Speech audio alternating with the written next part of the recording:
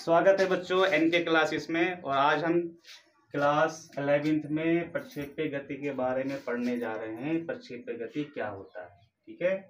जैसे कि इसमें लिखा हुआ है, जब भी कोई वस्तु या पिंड क्षैतिज तथा ऊर्ध्वाधर दोनों ही दिशा में गति करते हैं, यानी दोनों ही दिशा में एक साथ गति करते हैं, तो इस प्रकार की गति को हम क्या कहते हैं? प्रक्षेप्य गति।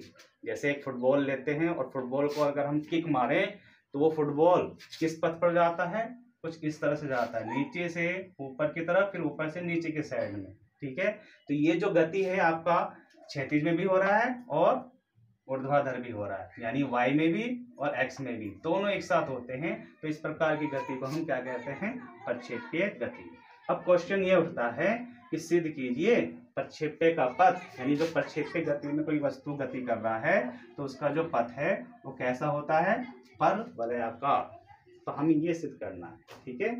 तो इसके लिए हम क्या करेंगे, जैसे कि आप हमने यहाँ पे एक डायग्राम बनाया है, x लाइन क्षैतिज घटक, y लाइन ऊर्ध्वाधर घटक, और यहाँ पे कोई वस्तु है जो u वेग से गति कर रहा है, ठीक। किसी समय हमने उसको t समय मान लीजिए, t समय पर वो x दूरी तय करता है, कहाँ पर? x डायरेक्शन में, यानी क्षैतिज डायरेक्शन में x, और y कितने में कर रहा है? उतने ही समय में y भी कर रहा है।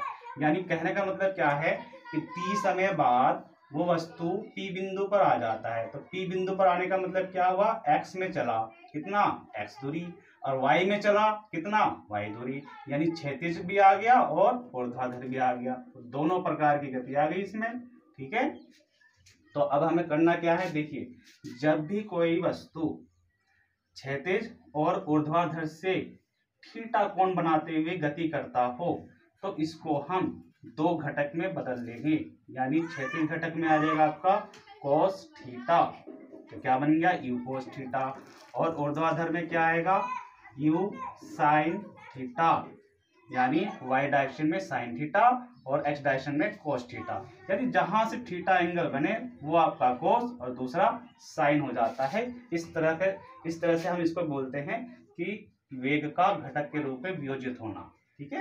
यानी दो घटक में ये वियोजित हो गया, u को हमने x में वियोजित कर दिया तो u कोस थीटा, y में किया तो u साइन थीटा।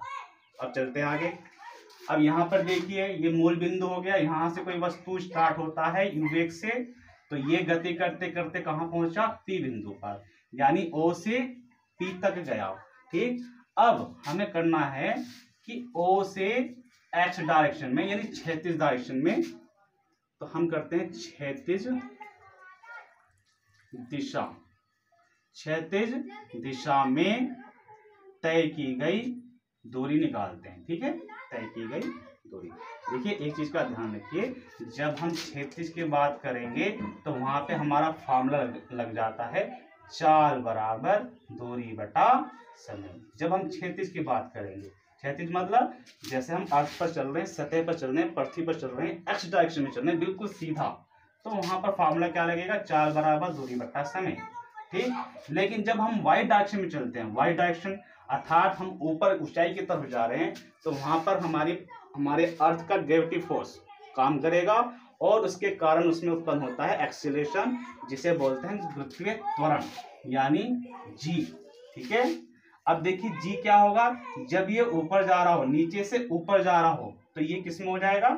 माइनस में, और जब ऊपर से नीचे आता है तो किस में होता है? प्लस में। बस इन दो पॉइंटों का आपको ध्यान रखना है कि क्षैतिज के लिए चाल बराबर दूरी बटा समय, और ऊर्ध्वाधर के लिए एक स्थान पर हम क्या लेंगे? जी, ठीक है। अगर नीचे से ऊपर जा रहा है तो माइनस, और ऊपर से नीचे आ रहा है तो प्लस, ठीक। बाकी तो गति के समीकरण हम लगा सकते हैं इसमें। तो चलिए अब देखते हैं, क्षैतिज दिशा की बात हो रही है, तो क्षैतिज दिशा में कितनी दूरी तय किया इसने? x। तो हम निकालते हैं दूरी, तो दूरी बराबर क्या हो जाएगा?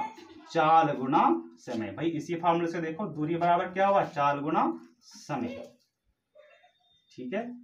अब चाल कितना है, दूरी कितना है? तो दूरी हमारे पास क्षैतिज में ले रहे हैं तो x हो गया, और चाल कितना है क्षैतिज में? चाल कितना है? तो क्षैतिज में चाल है u कोस थीटा, तो हम यहाँ पे u कोस थीटा लेंगे, और समय कितना लगा? तो स्मॉल t, ठीक है। अर्थात t बराबर अगर हम निकालने जाएं तो ये हो जाएगा x upon u cos theta, ठीक। इसे इक्वेशन नंबर 1 मान लेंगे, ये आ गया हमारा क्षैतिज दिशा में। अब हम बात करेंगे ऊर्ध्वाधर, तो यहाँ पर हम लिखते हैं ऊर्ध्वाधर दिशा में तय की गई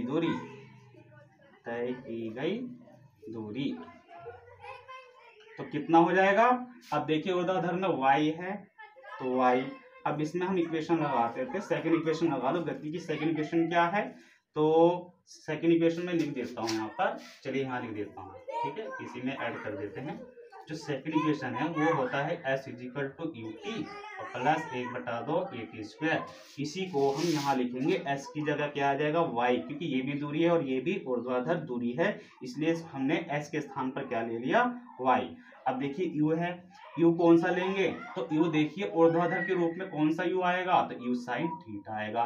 भाई ऊर्ध्वाधर जा रहा है तो इसका घटक क्या है, u के स्थान पर u sin थीटा हो जाएगा और इंटू t।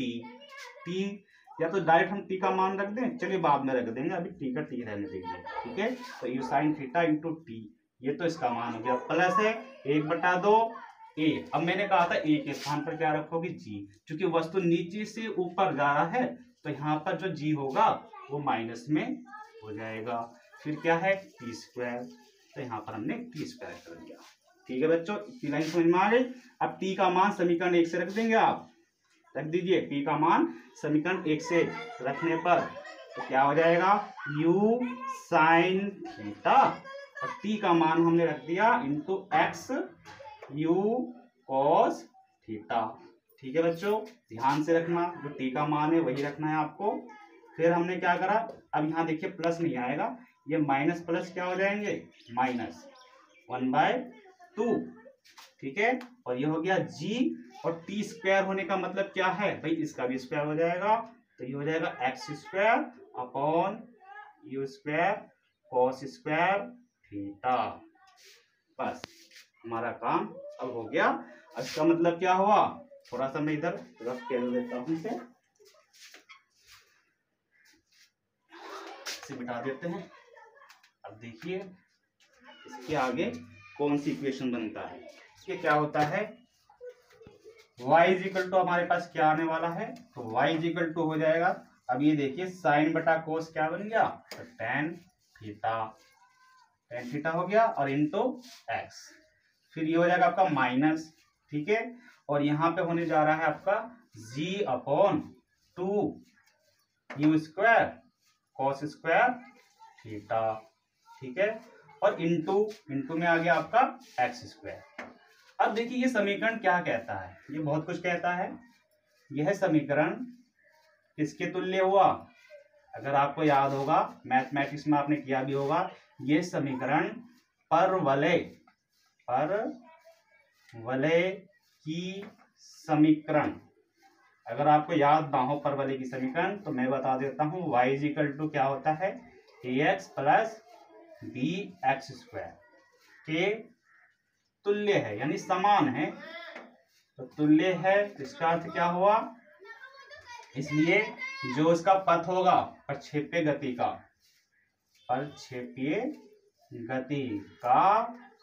पथ कैसा होगा, बताइए कैसा होगा, तो ये होगा परवलयाकार, ठीक है। तो ये हमने आपके सामने अभी सिद्ध करके दिखा दिया। भाई इक्वेशन हमारी परवलय के समान आई है, तो इसका मतलब इसका जो पथ है वो भी क्या होगा, परवलयाकार होगा। ठीक है बच्चों, तो आप इसे स्क्रीनशॉट ले लें, इसको नोट कर लें और इसे अच्छे से समझ लें, ये एग्जाम में भी आने लायक है और आता ही होगा, इस बात का ध्यान रखें। और तब तक के लिए ओके।